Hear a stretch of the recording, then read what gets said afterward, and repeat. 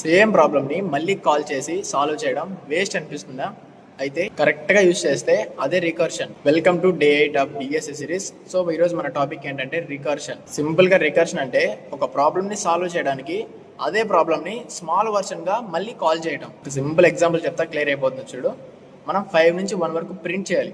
First మనం 5ని print చేసిన తర్వాత సేమ్ లాజిక్తో రిమైనింగ్ 4 నెంబర్స్ని కూడా సాల్వ్ చేయాలి.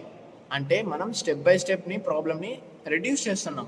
ఫ్లో సింపుల్గా ఇలా ఉంటుంది. ఫస్ట్ 5 ప్రింట్ చేస్తాం, తర్వాత 4, తర్వాత 3, తర్వాత 2, తర్వాత 1. మీకు ఒక డౌట్ రావచ్చు, ఇక్కడ మనం ఎప్పుడు స్టాప్ చేస్తాం? ఆన్సర్ చాలా సింపుల్.